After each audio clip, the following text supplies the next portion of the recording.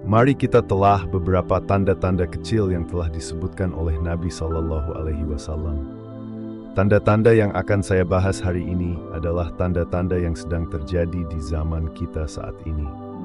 Ini diriwayatkan oleh Tabarani bahwa Nabi Shallallahu Alaihi Wasallam bersabda, "Di antara tanda-tanda kiamat adalah membesarnya bulan. Di antara tanda-tanda kiamat adalah membesarnya bulan. Dan yang dimaksud bukanlah bulan yang tampak lebih besar pada waktu-waktu tertentu karena posisi atau atmosfer, melainkan bulan yang secara nyata membesar." Para ulama tidak terlalu banyak mengomentari hal ini. Mereka berkata, kita biarkan sebagaimana adanya dan tidak menafsirkannya secara berlebihan. Namun jika hari ini Anda mencari di Google tentang fenomena bulan yang membesar, Anda akan menemukan bahwa memang benar saat ini bulan sedang mengalami pembesaran. Ada yang berpendapat bahwa pembesaran itu hanya terjadi di satu sisi saja. Namun yang menjadi poin penting adalah bahwa Nabi Shallallahu Alaihi Wasallam telah menyampaikan hal ini 1400 tahun yang lalu. Beliau juga menyebutkan bahwa kiamat tidak akan terjadi sampai ilmu dicabut dan terjadi banyak gempa bumi. Ilmu dicabut dan terjadi banyak gempa bumi. Hadis ini adalah tanda kecil yang semakin meningkat mendekati akhir zaman. Tidak diragukan lagi bahwa kita sedang menyaksikan hal ini sekarang. Dalam hadis tersebut, Nabi menyebutkan dua hal. Pertama, ilmu akan dicabut, dan di tempat lain kita mengetahui bagaimana ilmu itu dicabut. Bukan dengan tiba-tiba menghapus ilmu dari hati seseorang yang alim, menjadikannya bodoh, melainkan ilmu dicabut dengan diwafatkannya para ulama. Dan hal itu memang sudah terjadi, namun akan menjadi lebih nyata di akhir zaman. Dan yang kedua, akan terjadi banyak gempa bumi. Faktanya gempa bumi semakin sering terjadi, bukan hanya dalam 20 tahun terakhir, tetapi sejak 1000 tahun yang lalu. Sejak Nabi menyampaikan hadis ini, gempa bumi semakin meningkat dan menjadi lebih sering. Yang menakjubkan adalah, di seluruh dunia kita mengalami sekitar 13 hingga 15 gempa besar setiap tahunnya, yang melebihi skala 7 pada skala Richter. Itu sangat besar dan bukan hal yang sepele. Ini menunjukkan bahwa gempa bumi semakin sering terjadi dan dalam skala yang lebih besar. Bagi yang tertarik, pada tahun 1960 di Chile, terjadi gempa bumi terbesar yang pernah tercatat dalam sejarah modern. Gempa ini mencapai 9,5 skala Richter. Ini adalah sesuatu yang luar biasa. Sekarang, mari kita lihat tanda berikutnya yang sangat menarik. Dalam kitab Muslim oleh Abu, diriwayatkan bahwa Nabi Shallallahu Alaihi Wasallam bersabda, kiamat tidak akan terjadi. Banyak hadis dimulai dengan pernyataan kiamat tidak akan terjadi, yang berarti hari kiamat tidak akan datang sampai terjadi sesuatu. Dalam hal ini, Nabi bersabda bahwa kiamat tidak akan terjadi hingga kekayaan melimpah ruah, sampai seseorang ingin memberikan zakat hartanya, tetapi tidak menemukan siapapun yang mau menerimanya. Itu cukup jelas dan tidak memerlukan banyak penjelasan. Akan ada begitu banyak kekayaan, sehingga tidak ada orang miskin yang bisa menerima zakat. Namun, bagian yang ingin kita soroti dari hadis ini adalah bagian keduanya. Dan sampai Jazirah Arab kembali menjadi taman-taman dan sungai-sungai. Sampai Jazirah Arab kembali menjadi taman-taman dan sungai-sungai. Ini adalah sesuatu yang bisa dikatakan mulai terlihat dalam kehidupan kita sekarang dan akan menjadi lebih jelas seiring berjalannya waktu. Ini adalah sesuatu yang sangat indah. Nabi Shallallahu Alaihi Wasallam menyampaikan hadis ini 1400 tahun yang lalu. Beberapa ulama menyebutkan bahwa di masa Nabi memang ada sebagian wilayah Jazirah Arab yang berupa hutan karena vegetasinya sangat lebat. Namun secara umum, kita tahu bahwa wilayah tersebut adalah gurun, atas pasir dan bukit-bukit pasir. Sangat menakjubkan bahwa seseorang yang hidup di tengah gurun pasir 1400 tahun lalu bisa mengatakan bahwa tempat ini akan kembali menjadi hijau. Itu berarti dulunya tempat ini memang hijau.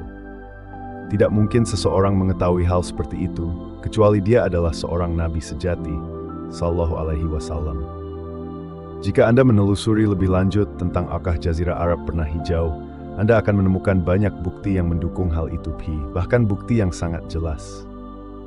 Salah satu bukti arkeologisnya adalah ditemukannya gading gajah yang telah membatu di tengah gurun pasir. Dan semua orang tahu bahwa gajah tidak hidup di gurun. Ini menunjukkan bahwa dahulu kala gajah hidup di wilayah tersebut yang kemudian berubah menjadi gurun. Itu berarti wilayah tersebut dulunya adalah hutan yang hijau dan penuh dengan sungai. Itulah bukti arkeologis. Namun para ilmuwan mengatakan bahwa bukti paling sederhana dari semua itu adalah fakta bahwa wilayah tersebut kaya akan minyak bumi. Semua minyak yang ada di Jazirah Arab berasal dari sisa makhluk hidup berbasis karbon yang membusuk selama jutaan tahun. Itu adalah bukti terbesar bahwa dahulu kala terdapat kehidupan yang sangat kaya di wilayah itu. Jadi kita sebenarnya tidak perlu terlalu dalam untuk memahami hal ini. Saya ingat seorang ilmuwan pernah mengatakan bahwa secara ilmiah, sangat mungkin wilayah itu akan menjadi hijau kembali. Mungkin Anda pernah melihat video. Beberapa bulan yang lalu, seseorang mengirimkan saya video seorang pria yang sedang mengemudi di jalan tol. Dia merekam dari jendela mobilnya, melintasi gunung-gunung kecil yang tandus, kering, berwarna kuning dan berpasir. Kemudian pada musim hujan, dia melintasi jalan yang sama dan semua gunung tersebut berubah menjadi hijau dari dasar hingga puncaknya. Setiap jengkal dari gunung-gunung itu tertutup rumput hijau. Mobilnya terus melaju dan dia merekam semuanya. Ini sungguh menakjubkan. Ada juga video lain, dan hal ini sudah lama diketahui bahwa di bawah gurun pasir terdapat sungai-sungai bawah tanah. Terkadang orang-orang menggali dan menemukan sumber air yang kemudian mengalir dan membentuk sungai di tengah gurun. Ada banyak video menarik jika Anda mencarinya. Sungguh menakjubkan bahwa 1400 tahun yang lalu, Nabi bersabda bahwa kiamat tidak akan terjadi hingga Jazirah Arab kembali menjadi taman-taman dan sungai-sungai. Ini adalah bukti bahwa beliau adalah seorang Nabi sejati, sallallahu alaihi wasallam. Para ilmuwan juga menyebutkan bahwa iklim di wilayah Arab menjadi semakin sejuk. Mereka juga mencatat bahwa curah hujan meningkat setiap tahun. Ini adalah fenomena yang sudah dikenal dan terus berkembang. Baiklah, yang berikutnya, dan jika Anda bingung, ketahuilah bahwa kita sedang mencoba menelusuri sejumlah besar tanda-tanda ini setiap harinya. Sehingga, insya Allah, sebelum bulan ini berakhir, kita telah membahas banyak tanda-tanda kecil dan seluruh tanda-tanda besar menjelang hari kiamat. Tanda-tanda hari kiamat, waktu menjadi dekat, kekayaan melimpah, dan perubahan zaman. Hadits ini diriwayatkan oleh Bukhari dan Muslim juga oleh Abu. Nabi Muhammad SAW bersabda bahwa waktu akan menjadi dekat. Itulah bagian penting dari hadits ini yang menjadi perhatian kita. Namun, marilah kita membaca seluruhnya. Waktu akan menjadi dekat, amal perbuatan akan berkurang, sifat kikir akan menjadi kebiasaan, dan pembunuhan akan menjadi hal yang umum. Para ulama membahas makna dari waktu menjadi dekat ini. Alasan utama disebutkannya hadits ini adalah karena waktu yang menjadi dekat. Sebagian ulama menafsirkannya secara harfiah. Siang dan malam tetap berdurasi 24 jam, namun akan terasa lebih singkat. Mereka menyatakan bahwa hal ini bisa terjadi secara literal, karena Allah memiliki kekuasaan dan kemampuan untuk meluaskan maupun mempersempit waktu.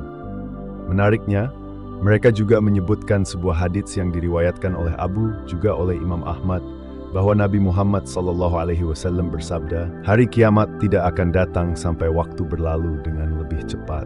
Maka 1 tahun akan terasa seperti 1 bulan seperti 1 minggu seperti 1 hari seperti 1 jam, dan 1 jam seperti kilatan api, cepat menyala dan segera padam.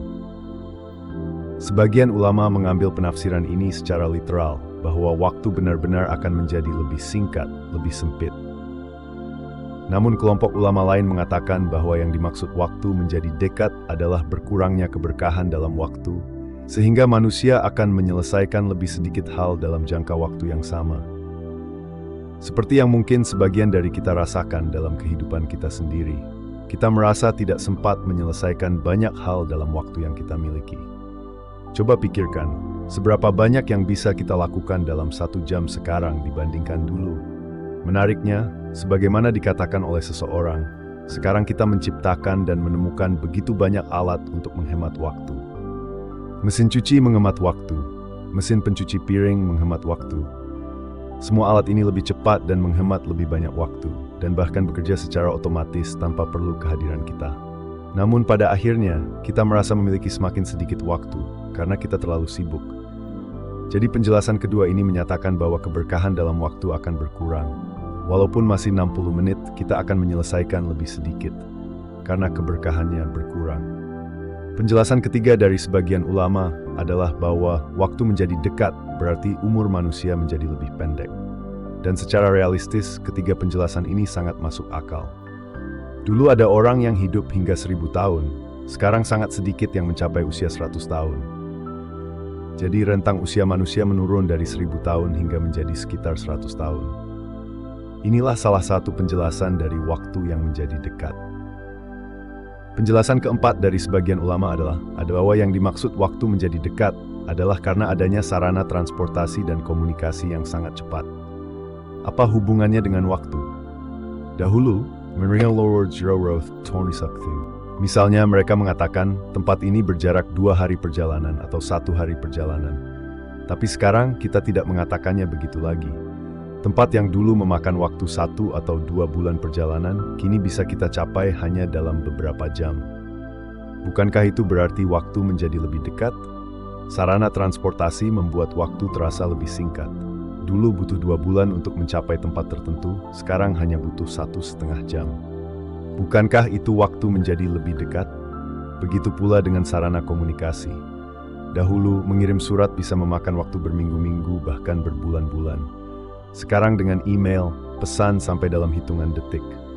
Maka kedekatan waktu ini adalah contoh nyata dari salah satu tanda hari kiamat, yang memiliki 4 penafsiran yang mungkin dan masuk akal. Perlu diingat kembali sebuah kaidah. Jika seseorang berkata bahwa satu hal pasti bermakna tertentu, serta tajar bahwa abjad memiliki beberapa penafsiran, yang adalah perkara gaib. Hadits lain yang sangat terkenal diriwayatkan oleh Imam Bukhari, yaitu hadits Jibril. Nabi Muhammad SAW ditanya tentang tanda-tanda hari kiamat. Jibril bertanya, kapan terjadinya hari kiamat? Nabi SAW menjawab, yang ditanya tidak lebih tahu daripada yang bertanya. Lalu beliau ditanya lagi, apa tanda-tandanya? Maka beliau bersabda, engkau akan melihat para penggembala yang telanjang, tidak beralas kaki, berlomba-lomba membangun gedung-gedung tinggi. Ini diucapkan 1400 tahun yang lalu. Nabi Muhammad SAW tidak akan tahu hal ini kecuali beliau benar-benar seorang nabi. Dan tentu saja beliau adalah seorang nabi yang sejati SAW. Beliau menggambarkan orang-orang miskin, penggembala yang dulu tidak beralas kaki dan telanjang, kini berlomba membangun gedung pencakar langit. Apa maksudnya? Tapi dulu ini seorang penggembala, minokoni di base aku. Memoti yung base ini. Tapi frasa telanjang dan tanpa alas kaki menggambarkan bahwa mereka dulu sangat miskin. Ini adalah cara indah menggambarkan perubahan drastis. Dulu mereka penggembala miskin, sekarang mereka berlomba membangun gedung tinggi. Bukan karena kebutuhan, tetapi karena gengsi dan persaingan semata. Perlu dicatat bahwa hadits ini tidak mengatakan bahwa membangun gedung tinggi itu haram, makruh, atau pemborosan. Tidak ada celaan eksplisit. Yang menarik adalah betapa cepatnya perubahan terjadi. Jika kita memikirkan kota dengan gedung-gedung tinggi, kebanyakan orang mungkin berpikir tentang Dubai. Burj Khalifa adalah contoh nyata. Ada sebuah foto hitam putih lama tentang Dubai, yang memperlihatkan kota itu dulu hanya terdiri dari jalan-jalan kecil, rumah sederhana, dan keledai. Tidak bisa dipercaya bahwa dalam waktu singkat, kota itu berubah drastis. Dan inilah yang Nabi SAW maksudkan saat beliau menggambarkan mereka sebagai telanjang dan tidak beralas kaki, lalu tiba-tiba berlomba membangun gedung tertinggi di dunia. Ada hadits lain yang pernah disebut sebelumnya, bahwa hari kiamat tidak akan terjadi sampai kekayaan melimpah, hingga seseorang akan mencari orang untuk menerima sedekahnya. Tapi orang itu akan menjawab, saya tidak butuh harta itu. Dalam riwayat lain disebutkan bahwa hari kiamat tidak akan terjadi hingga kekayaan bertambah banyak di tengah-tengah kalian. Siapa yang dimaksud dengan kalian di sini? Sebagian ulama mengatakan bahwa Nabi SAW pada pesahabat, jadi kalian berarti para sahabat. Yang lain mengatakan bahwa kalian berarti seluruh umat Islam. Para ulama menyebutkan 4 waktu di mana tanda ini bisa terjadi. 1. Pada masa pemerintahan Umar bin Khattab, kekayaan melimpah. 2. Pada masa pemerintahan Abdul Aziz, bahkan di Afrika tidak ada lagi orang miskin yang bisa menerima zakat. Di masa mendatang, saat munculnya Al-Mahdi. Dalam hadits riwayat disebutkan bahwa Mahdi membagi emas dan perak tanpa menghitungnya. Ketika Nabi Isa alaihissalam dunia. Pada masa itu, kekayaan tidak lagi dibutuhkan karena kebaikan dan keberkahan tersebar luas di mana-mana. Inilah 4 masa yang mungkin menjadi manifestasi dari hadits ini. Dan dengan hal tersebut, penting untuk disebutkan bahwa ada seorang syekh yang biasa mengatakan sesuatu yang menarik. Beliau berkata bahwa ada 2 hal yang sering disalahpahami oleh kaum muslimin: kesenangan, hiburan, dan kekayaan. Dan hal ini benar adanya. Ketika berbicara tentang kekayaan, semua orang menginginkannya. Setiap orang ingin menjadi miliarder. Setiap orang ingin menciptakan aplikasi atau bisnis berikutnya yang akan membuat mereka memperoleh banyak uang. Namun ketika kita berada di depan umum, kita berpura-pura seolah-olah kekayaan itu sesuatu yang kotor, tercela, dan seolah kita tidak menginginkannya. Saya mengenal seseorang yang sangat kaya raya. Semoga Allah memberkahi hartanya. Dan ia membatalkan sebuah kesepakatan bisnis besar pada detik-detik terakhir. Ketika ia ditanya mengapa, ia menjawab bahwa ia pergi ke masjid untuk syalat dan sang imam menyampaikan ceramah. Dalam ceramahnya, sang imam berkata, "Jika kamu sudah memiliki banyak harta, maka kamu tidak seharusnya lagi mencari kekayaan tambahan." Saya tidak tahu dasar dari pernyataan itu, karena kita dapat melihat para sahabat Nabi SAW yang sangat kaya raya. Bahkan mereka bisa dianggap sebagai miliarder jika dibandingkan dengan standar zaman kita.